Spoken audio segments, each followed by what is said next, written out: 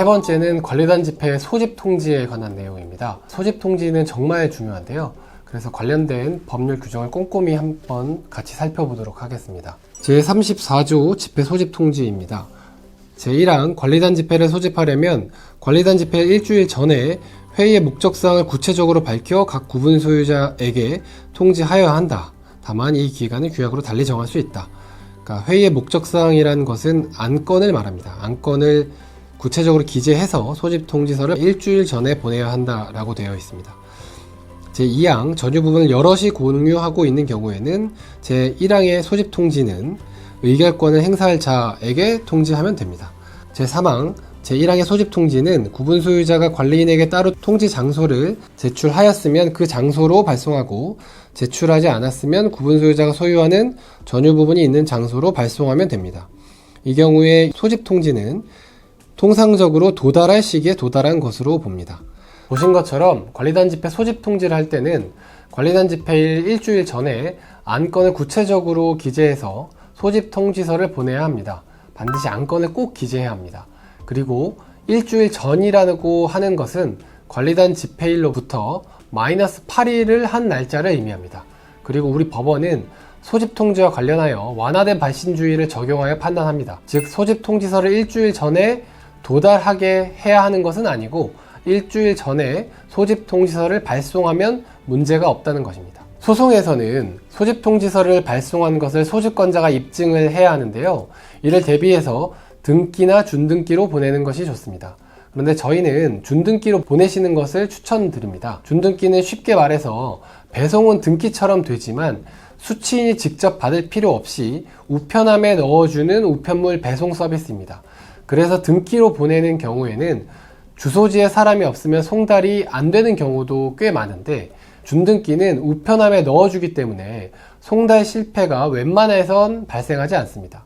집합건물법은 소집 통지서를 보낼 때 공용부분 변경, 재건축 결의 규약 설정 등의 안건에 대해서는 그 내용을 적어야 한다라고 규정하고 있습니다. 그런데 공정하게 절차를 진행하고 또 참여도를 높이기 위해서는 소집 통지서를 보내실 때 그 첨부 서류로 안건 설명서 또는 안건 요지서도 같이 보내시는 것이 좋습니다. 그리고 관리규약의 경우에는 반드시 관리규약 초안을 소집 통지서와 함께 송부하셔야 됩니다. 규약을 설정하는데 그 내용도 보여주지 않고 투표를 시킬 수는 없는 것이기 때문입니다.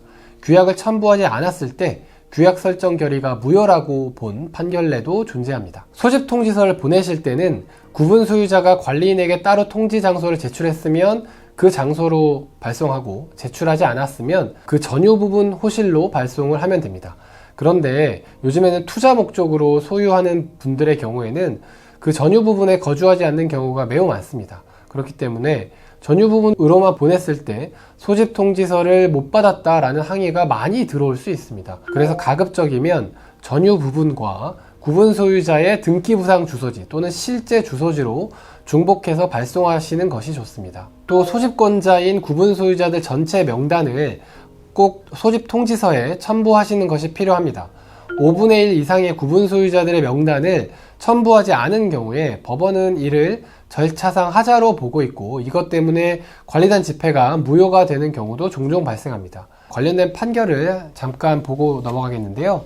대전고등법원 판결입니다. 통지를 받은 구분 소유자들이 그 집회가 적법하게 소집된 것임을 알 수 있도록 집회 소집에 동의한 5분의 1 이상의 구분 소유자 전부의 명의로 소집 통지를 하거나 구분 소유자로부터 소집의 위임을 받았다면 최소한 위임자의 명단을 첨부하여 통지해야 한다. 따라서 집회 소집에 동의한 구분 소유자를 표시하지 않은 채 집회 소집에 동의한 구분 소유자 중 대표자 1인의 단독 명의로 소집 통지를 하면 5분의 1 이상의 구분 소유자들이 적법하게 소집됐다라는 사정을 모르니까 적법한 소집 통지가 아니다 라고 보았습니다. 그리고 집합건물법 시행령 제14조는 소집 통지서에는 반드시 서면에 의하여 의결권을 행사하는 데 필요한 자료를 첨부해야 한다라고 규정하고 있습니다.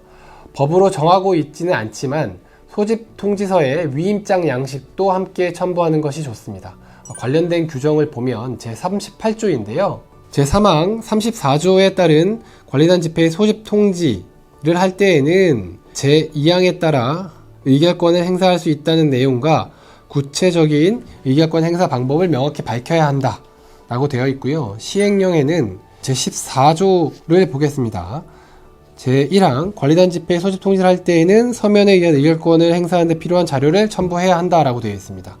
그리고 13조를 보면 전자투표를 하는 경우에는 전자투표를 할 인터넷 주소, 기간, 그리고 그 밖에 필요한 기술적인 사항을 구체적으로 밝혀야 한다라고 되어 있습니다. 그래서 이런 내용들을 소집 통지서에 같이 기재를 해 주셔야 합니다. 그리고 필요한 자료를 첨부하셔야 됩니다. 방금 본 규정을 지키지 않고 전자투표에 관한 사항을 소집통지서에 기재하지 않거나 그리고 서면에 의한 의결권 행사에 필요한 서류를 첨부하지 않았을 경우에는 어떻게 볼 것인지에 대해서 잠깐 설명을 드려보면요. 이런 정보들을 제대로 기재하지 않고 첨부하지 않았을 때는 법원은 관리단 집회에 절차상 하자가 있다라고 보는 경우가 종종 있습니다. 이런 부분들을 꼭 유념하실 필요가 있습니다.